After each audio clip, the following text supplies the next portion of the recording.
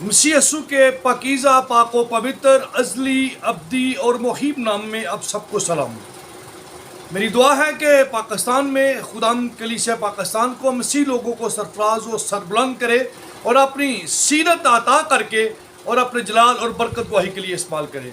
मेरी तमाम लोगों से रिक्वेस्ट है, दरख्वास्त है, जितने लोग यूट्यूब पे, फेसबुक पे, व्हाट्सएप ग्रुप में हमारे साथ हैं, वो ज़रूर हमारे इस चैनल्स को जो खुदावन ने हमें गॉड विद अस के नाम से दिया है कि खुदा हमारे साथ है, इसको लाइक, सब्सक्राइब और शेयर कीजिए ताकि आप सब जो हैं खुदाम के इस कलाम को फैलाने में, खुदाम के खेत में काम करने में हमारे मुआवन और मददगार हों। सो खुदाम आप सबको बरकत दे। आइए आज हम गौर करेंगे खुदाम के मुक़द्दस कलाम पर। कल हमने पिछले गुज़श्ता मैसेज में ये देखा था, पैगाम में, कि शोहर और मर्द जो है, ये औरत और मर्द जो है, ये दो नहीं बल्कि एक हैं, यानी एक में दो और दो में एक, और खुदावन ने इनको बरकत दी। आज हम देखेंगे क्योंकि सबसे पहले आदम को बनाया गया जिसको बतौर शोहर, बतौर सर मुकर्रर किया गया। शोहरों के फ़राइज़, एक शोहर जो है उसको अपने मुतालिक अंडरस्टैंडिंग होना चाहिए, उसको ये इल्म होना चाहिए कि उसके फ़र्ज़ क्या हैं। आइए खुदा का कलाम मेरे साथ खोलिए। मुक़द्दस मूसा की मार्फत लिखा गया एक बड़ा खूबसूरत शरीयत का बयान हम जेनेसिस की किताब, पैदाइश की पहली जो किताब है उससे देखेंगे। शरीयत की पैदाइश की किताब, उसका दूसरा बाब और उसकी 21, 22 और 23, 24 आयत जो है वो खुदा के कलाम में मुक़द्दस पे से हम इसका मुतालिया करेंगे। लिखा है दूसरे बाब की 21वीं आया मुबारका में शुरू करेंगे। लिखा है कि फिर खुदा ने कहा, 21वीं आयत है ये, दूसरे बाब की 21 आयत में, और खुदा ने आदम पर गहरी नींद भेजी। यहाँ पर देखते हैं कि ये खुदाम का तरीक़ेकार है, उसका असूल और उसका कलाम जो है वो किस तरह से इंसान की बढ़ोतरी और तरक्की का सबब बनता है, और उसमें खुदाम का अपना प्रिंसिपल क्या है। और खुदा ने आदम पर गहरी नींद भेजी, ये ज़मीन का पहला ऑपरेट है। यहाँ से साइंटिफिकली, मेडिकली लोग आज भी जब किसी का ऑपरेट करते हैं तो वो उसे बेहोश करते हैं, उसमें से कुछ निकाल कर मुख्तलिफ डिफरेंट ऑपरेट हैं जिनका मैं तज़किरा नहीं करना चाहता वक़्त की कैद की वजह से, लेकिन मुख्तसर क्योंकि मैं अपने टॉपिक पर रहते हुए शोहरों के फ़राइज़ पर बात करना चाहता हूँ। लिखा, और खुदा ने आदम पर गहरी नींद भेजी और वो सो गया। नींद जब आई तो आदम सो गए, और लिखा है कि उसने उसकी पसलियों में से एक को निकाल लिया। खुदा की ज़ात मोतबर ने आदम की एक पसली ली। खुदा की ज़ात चाहती तो जैसे आदम को तख्लीक किया था इसी तरह वो हवा को भी तख्लीक कर सकते थे। ये उसका अपना असूल है, अपना एक तरीक़ेकार है कि उसने एक ही पसली को लिया, और लिखा है और उसकी जगह गोश्त भर दिया। मैं ये समझता हूँ कि ये गोश्त जो था वो भी आदम ही का था। जैसे हम बाज़ का ऑपरेट में देखते हैं कि जब किसी शख्स को किसी दूसरी जगह में फ्लैश चाहिए तो वो उसी का गोश्त किसी और गोश्त वाली जगह से निकाल कर वहाँ लगा देते हैं ताकि वो जगह रिकवर हो सके। तो खुदाम की ज़ात मोतबर ने भी ऐसा ही किया, आदम में से ही पसली को निकाला और उसे औरत के तौर पर बना कर लाया। तब खुदा का कलाम आगे ये सिखाता है, और खुदा उसकी पसली जो उसने आदम से निकाली थी एक और बनाकर उसे आदम के पास लाया, और आदम ने कहा, ये तो अब मेरी हड्डियों में से हड्डी और मेरे गोश्त में से गोश्त है। खुदा का कलाम क्लियर करता है कि उसी की हड्डी है और उसी का ये गोश्त है। और दूसरी बात, तब उसने उसका नाम नारी रखा, यानी ये नर से निकाली गई है। हमारी पंजाबी की ये कहावत है, मैं अक्सर ये बात करता हूँ जब हम लोग मिलते हैं एक दूसरे से तो हम पूछते हैं कि बच्चों का क्या हाल है। इसका मतलब है कि जो किसी से निकलता है उसकी औलाद कहलाता है। तो औरत जो है वो मर्द से निकाली गई है। खुदा का कलाम हमें ये सिखाते हैं, और इस वास्ते मर्द अपने बाप और माँ को छोड़ेगा, माँ बाप को छोड़ेगा और अपनी बीवी से मिला रहेगा, اور وہ ایک تن ہوں گے. اور خدا کا کلام اگر ہم اپنے کیتھولک ترجمہ جو انتہائی واضح ہے اس کو دیکھیں تو وہاں لکھا ہے کہ لپٹا رہے گا جیسے کوئی کپڑا لپٹا ہوتا ہے, کسی پٹی کو لپیٹتے ہیں. سو ریالٹی یہ ہے کہ وہ اس کو کوریج دے گا. اور پہلی بات میں جو آپ کے سامنے یہ کرنا چاہتا ہوں, در حقیقت یہ ہے کہ کلام مقدس کے مطابق اگر ہم دیکھیں تو پہلی بات تو شوہر کو انڈرسٹینڈنگ ہونی چاہیے کہ اسے خداوند نے دیا کیا ہے, اس کا مقام آزروئے خدا کے کلام کیا ہے, یا اس کا جو شوہر کا اسے منصب ملا ہے اسے ببلیکلی یا خداوند کے کلام کے مطابق اسے کیسا ہونا چاہیے. تو یہاں پر پہلی پرائرٹی جو ہے نمبر 1 پر شوہر کو پتہ ہونا چاہیے کہ وہ کیا ہے, اسے خداوند نے تخلیق کیسے کیا ہے. جب تخلیق کیا ہے تو اس کا جو ساتھی ہے جو خداوند نے بطور اس کا اسسٹنٹ یا مددگار بنا کر اسے بیوی کی صورت میں, عورت کی صورت میں دیا ہے, جس کا نام اس نے عورت رکھا.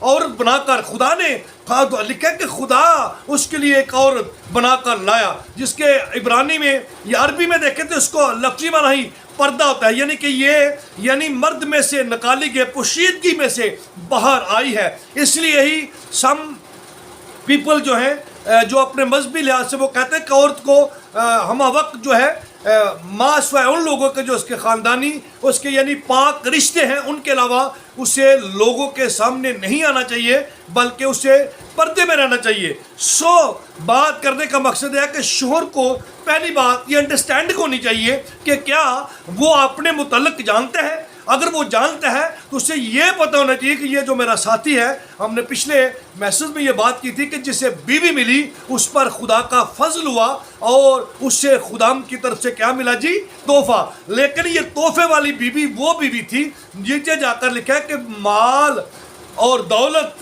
ماں باپ سے میراث میں ملتے ہیں, لیکن دانشمند بیوی خدا کی طرف سے اسے عطا ہوتی ہے, یہ خدا کی طرف سے اسے تحفے کے طور پر میسر ہوتی ہے. سو پہلی بات ہم شوہروں پہ کریں گے. شوہر کو انڈرسٹینڈنگ ہونی چاہیے کہ وہ ہے کیا, اسے خدا نے منصب کیا دیا ہے.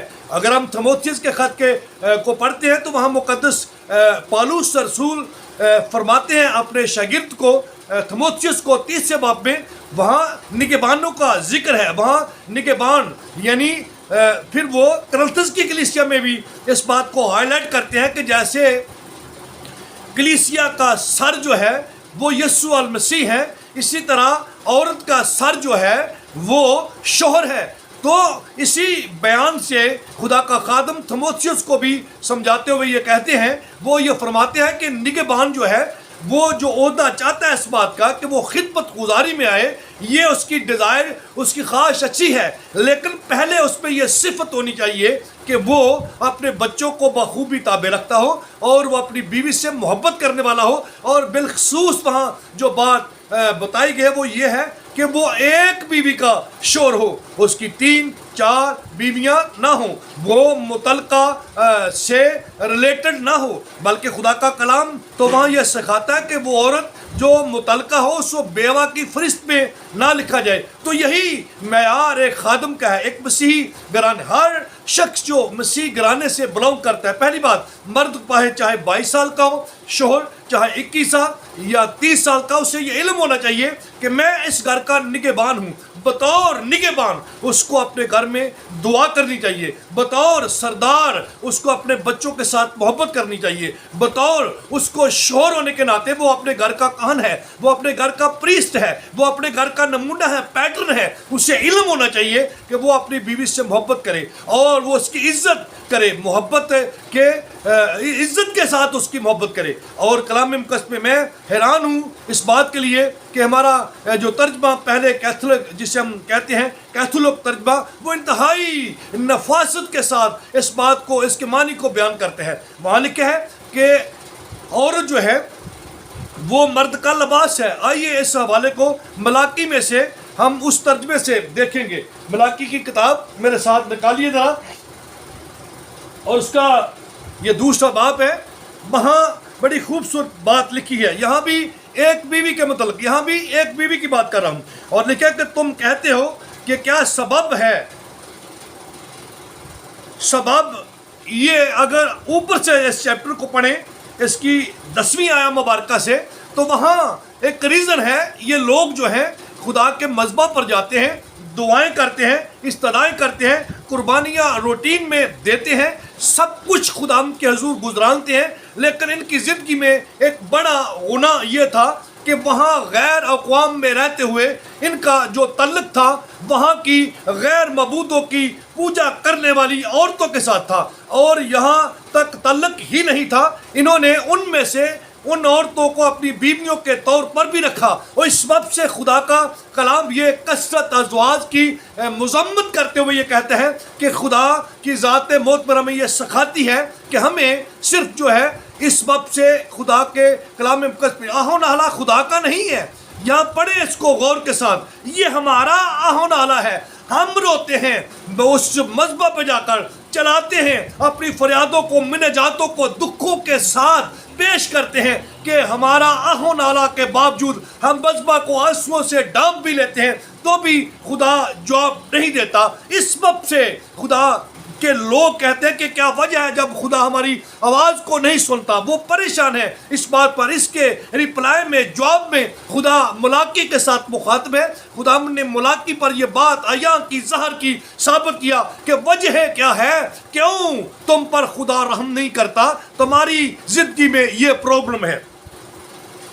تم کہتے ہو کہ سبب کیا ہے, شوہر کہتے ہیں کہ کیا سبب ہے, ہماری اولاد نافرمان ہے, ہماری زندگیوں میں تازگی نہیں, ہم بڑھوتی کی طرف نہیں جا رہے, ہمارے کھیت, ہمارے مال معاشی میں بلیسنگ نہیں ہے. تو خدا کا کلام یہ سبب بھی ہے کہ خدا تیرے اور تیری جوانی کی بیوی کے درمیان گواہ ہے. خدا اپنے خادم کی صورت میں گواہی دیتے ہیں, اپنے کلام کی صورت میں تمہیں باندھ کر یہ ثابت کرتا ہے کہ میں نے تمہیں 2 سے 1 اور 1 سے 2 کیا ہے, یہ میرا فیصلہ ہے. اور جب 2 سے وہ 1 کرتا ہے, اسی لیے خدا یسوع المسیح نے فقیوں فرشتیوں کو شرع کے معلمین سے یہ کہا کہ جسے خدا نے جوڑا ہے اسے آدمی جدا نہ کرے. اور کلام مقدس پر لکھا ہے پہلی بات خدا کیا ہے جی, تیری بیوی کے درمیان کیا ہے جی, گواہ ہے. اور دوسری بات تو نے اس سے بے وفائی کی ہے. تیرے خاندان میں بلیسنگ نہ ہونے کی وجہ یہ ہے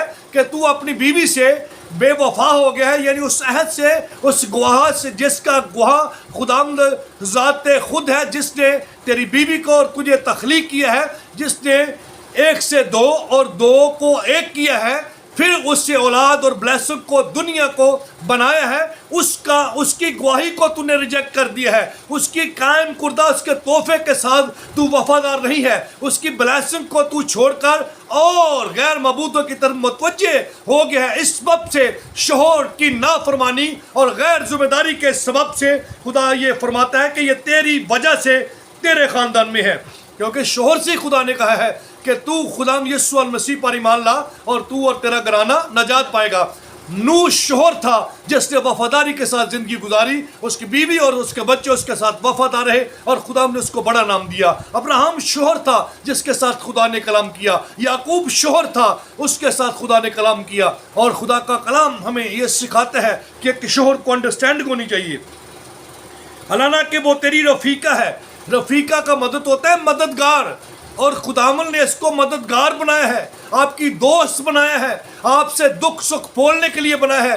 تو اس کی سنے اور وہ اس کی سنے. مقدس پاؤل بڑی خوبصورتی سے یہ بیان کرتے ہیں کہ نہ عورت مرد کے بغیر ہے, نہ مرد عورت کے بغیر. اور پھر میاں بیوی اور شوہر اور مرد کے متعلق وہ کہتے ہیں کہ عورت کا حق جو ہے وہ مرد پر ہے اور مرد کا حق جو ہے وہ عورت پر ہے. پھر یہ ہے کہ یہ دونوں ایک دوسرے کے جسم کے مختار نہیں بلکہ ایک دوسرے کے تابع ہیں. سو خدا کا کلام ہمیں یہ سکھاتا ہے کہ ایک شوہر کو یہ انڈرسٹینڈنگ, اور یہ شوہروں کے فرائض ہیں, وہ سمجھیں کہ میرے فرائض اب متعلق اپنی بیوی کے, اپنے بچوں کے, اپنی بیٹیوں کے, اپنے دوتوں پوتوں کے, بہو بیٹیوں کے متعلق ہے. یہ شوہر کا فرض ہے, کیونکہ شوہر صرف شوہر نہیں, وہ ایک وقت ہے وہ آنے والا.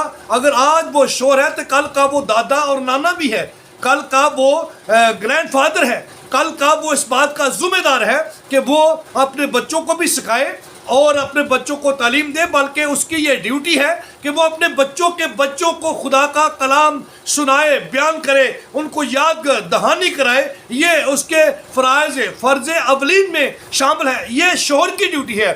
تو we must be understand about our personality, about our job duties، جو خداوند نے ہماری ڈیوٹی بینگ اے شوہر، بینگ اے مرد لگائی ہیں۔ ایک شوہر کو اس بات کا علم ہونا چاہیے۔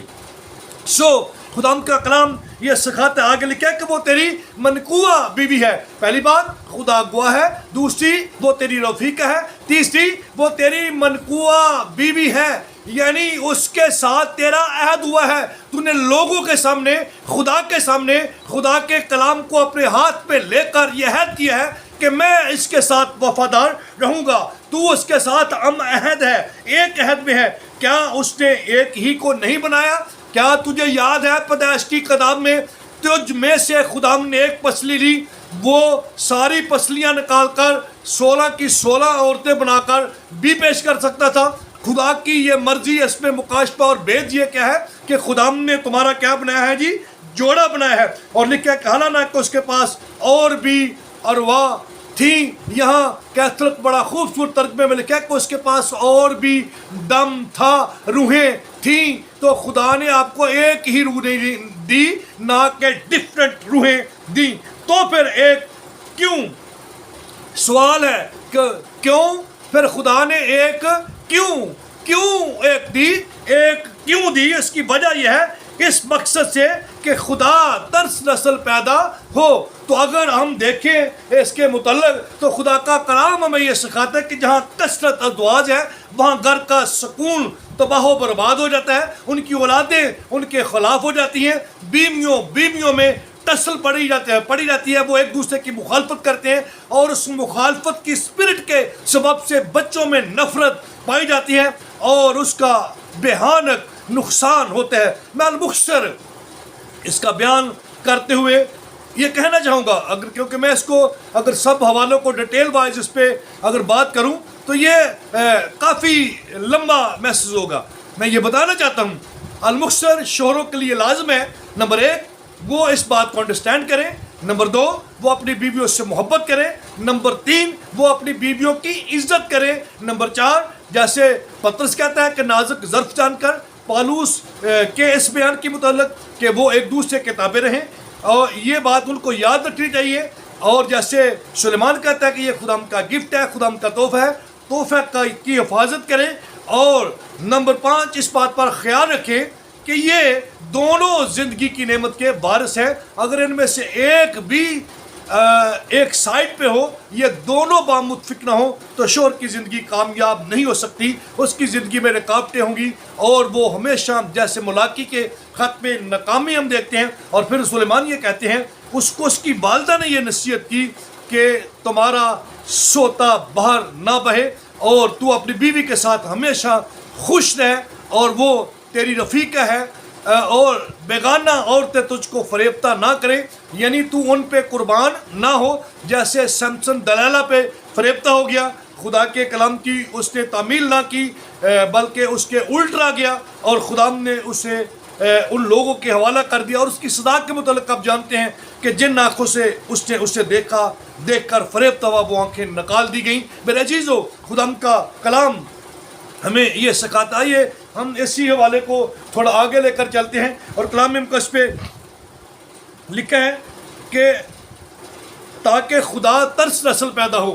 تو اگر آپ خدا ترس ہوں گے بھیا تو آپ کی خدا ترس نسل ہوگی نا۔ اگر آپ نے نالائکی کی ہے، آگا پیچھا کیا ہے، تو پھر ظاہری بات ہے آپ کی اولاد کے میں اس کے اثرات ہوں گے، کیونکہ کلام مقدس پہ لکھا ہے کہ وہ تیری بد کرداری اور تیرے گناہوں کی سزا تیری اولاد کو تیسری اور چوتھی پشت کا کیا کرے گا؟ دے گا۔ بس تم اپنے نفس سے خبردار رہو۔ اپنی نفس مینز انگلش میں اسے روح لکھا ہے، اسپرٹ لکھا ہے، ایول اسپرٹ، جو آپ کے اندر سے برے خیال نکلتے ہیں، جو آپ کو بدکاری کا، برے کاموں کا، دوسرے لوگوں کی طرف متوجہ، یہ عورت اور مرد دونوں کے لیے یہ میسج ہے۔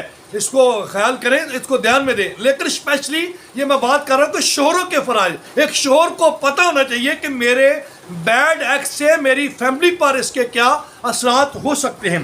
اور آگے لکھا ہے اپنے نفس یعنی بری خواہشات، ایول اسپرٹ سے اور کوئی اپنی جوانی کی بیوی سے بے وفائی نہ کرے. اس کو آپ خیال کریں، جو بیوی ہے وہ پہلے بیٹی ہے، وہ کسی کی بہن ہے، کسی کی غیرت ہے. اگر آپ اس کے ساتھ بلا کسی جواز کے غیر وفاداری کرتے ہیں تو کیا ان کی غیرت نہیں جاگے گی؟ اگر اس کے بچے ہیں تو وہ آپ کا پیچھا کریں گے، کیونکہ ہر شخص غیور ہے. ہر شخص جو ہے وہ خداوند میں اس قدر حلیم نہیں ہے کہ وہ آپ کو معاف کر دے، یا ہر بیوی خداوند میں اس قدر اسپرچول نہیں ہے کہ وہ خداوند پہ اس معاملے کو چھوڑ دے کہ بدلہ لینا خدا کا کام ہے. پہلے شوہر کو انڈرسٹینڈ کرنا چاہیے کہ میں جس کے ساتھ یہ بہیو کر رہا ہوں اس کا معیار زندگی کیا ہے، اس کی اسپرچول جو ہے وہ اس کا تقدس کیا ہے. سو آگے لکھا ہے بے وفائی نہ کرے، یعنی اسے چھوڑ کر کسی اور کی طرف نہ جائے، کیونکہ پھر خداوند نے کہا کہ مجھے طلاق سے نفرت ہے. خداوند کہتا ہے کہ مجھے اس بات سے نفرت ہے کہ ایک شوہر اپنی بیوی کو کیا کرے، چھوڑ دے. اور لکھا ہے کہ اس سے بھی جو اپنے لباس پر ظلم کرتے ہیں.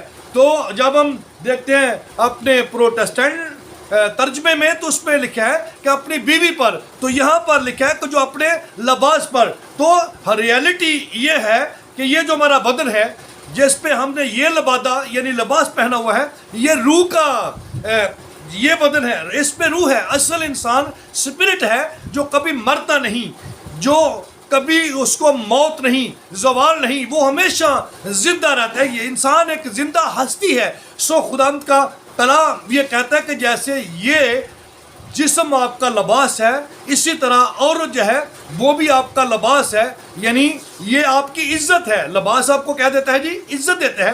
یہ آپ کی برہنگی کو، آپ کی شرمندگی کو ڈھانپتا ہے. اسی طرح شوہر جو ہے اس کا لباس اس کی بیوی ہے، اس کی عزت ہے جو اسے ڈھانپتی ہے، جو اسے محفوظ کرتی ہے. اور اسی طرح شوہر جو ہے وہ اسے عام لفظوں میں کہتا ہے کہ یہ اپنی بیوی کے سر کی چادر ہے، یہ اسے ڈھانپتا ہے، یہ اسے محفوظ کرتا ہے. تو پہلی جو بات میں یہ کرنا چاہتا ہوں وہ یہ ہے، کل ہم نے سیکھا تھا پچھلے میسج میں، عورت اور مرد جو ہے دونوں زندگی کی نعمت کے وارث ہیں. مرد سے عورت اور عورت سے مرد، یہ دونوں ایک دوسرے سے جدا نہیں، بلکہ خداوند کا کلام ہمیں یہ سکھاتا ہے کہ مرد اور عورت دونوں جو ہیں یہ خداوند میں کیا ہیں جی؟ ایک ہیں، دو نہیں. سو آج ہم نے سیکھا ہے کہ شوہروں کو اپنے فرائض کے متعلق جو ہے پتہ ہونا چاہیے. شوہروں کو اپنی بیویوں سے صلاح کرنی چاہیے، پوچھنا چاہیے، مشورہ کرنا چاہیے. جب یعقوب نکلا تو اس نے اپنی بیویوں کو بلایا، بچوں کو بلایا، اس نے اس کے اپنے باپ کے متعلق ساری سٹوری ان کو بیان کی کہ اپنے باپ نے میری 10 دفعہ مزدوری بدل دی ہے، اب وہ یہ کرنا چاہتا ہے تو میں یہاں سے جانا چاہتا ہوں. اس کی بیویوں نے اس کے ساتھ مل کر متفق رائے ہو کر یہ کہا کہ ہاں ہمیں یہاں سے جانا چاہیے. اور خدا کا کلام ہمیں یہ سکھاتا ہے کہ ابراہم نے جو کچھ بھی کیا وہ سارا سے باقاعدہ مشاورت کرتا تھا. اور کلام مقدس میں لکھا ہے کہ ربیکہ بانجھ تھی، اور خدا کا کلام ہمیں یہ سکھاتا ہے کہ اسحاق نے اس کے لیے دعا کی اور خدا نے اس کو اولاد دی. شوہروں کو اپنی بیویوں کی کمزوریوں، کمیوں کے سبب سے ان کے لیے دعا کرنی چاہیے. اور پھر سیموئیل کی والدہ ہنا کے متعلق دیکھتے ہیں، خدا کا کلام ہمیں یہ سکھاتا ہے کہ وہ بے اولاد تھی لیکن اس کا شوہر جو تھا وہ اسے تسلی دیتا. اس سے کہا کہ میں 10 بیٹوں سے بھی بڑھ کر تیرے لیے ہوں.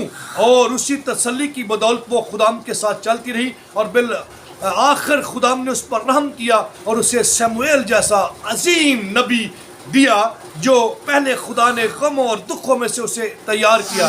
سو میری جو ریکویسٹ ہے آپ سب سے، شوہروں سے بالخصوص، نوجوان جو بچے ہیں ان کے لیے بھی میسج دیں گے، بیٹیوں کے لیے بھی دیں گے، بیویوں کے لیے بھی دیں گے، ان کو شوہروں کے ساتھ کیسے رہنا چاہیے. پہلی بات، کیونکہ شوہر کو خدا نے آدم کو پہلے مرد کو بنایا ہے تو مرد کو انڈرسٹینڈنگ ہونی چاہیے کہ اس کا معیار زندگی کیا ہے. سو گاڈ بلیس یو میرے عزیزو. مسیح میں جو شوہر ہیں وہ ضرور اپنے اس منصب کو پہچانیں کہ ان کا ایٹیٹیوڈ اپنی بیویوں کے ساتھ کیسا ہے، ان کا ایٹیٹیوڈ اپنے بیٹوں کے ساتھ کیسا ہے، ان کا رویہ اپنی بیٹیوں کے ساتھ کیسا ہے. ان کا رویہ، اگر خدا نے ان کو بہو بیٹیاں عطا کی ہیں تو ان کے ساتھ ان کا رویہ کیسا ہے. اگر ان کو خدا نے پوتیاں، پوتے، نواسیاں، نواسے، بیٹیوں کے بیٹے بیٹے دی ہیں، سو بینگ اے شوہر ہمارے یہ فرض بنتے ہیں کہ ان کے ساتھ محبت کریں، پیار کریں، خدا کے کلام کے مطابق زندگی گزارنے کے اصول ان تک پہنچائیں. بینگ اے پاسٹر ہی نہیں، ہر شخص جو مسیح میں ہے اس کی یہ ڈیوٹی ہے کہ وہ خدا کے کلام کے مطابق اپنے آپ کو جانے، سیکھے اور سکھائے. یہ عمل جاری رہنا چاہیے. So God bless you. خدا ہم سب کو خدا کے کلام کو جاننے اور اس کے مطابق عمل کرنے کا فضل کامل عطا کرے. خدا ہم سب کے ساتھ ہو. اور میں یہ یقین رکھتا ہوں خدا نے مجھے آج برکت دی ہے اور آپ کو بھی برکت دی ہے. اس برکت کو دوسروں تک ضرور پہنچائیے. لائک، سبسکرائب اور شیئر کر کے ہمارے چینل کو خدا ہم کے کلام کی خدمت میں ہمارا ساتھ دیجیے. خدا ہم سب کے ساتھ ہو. آمین.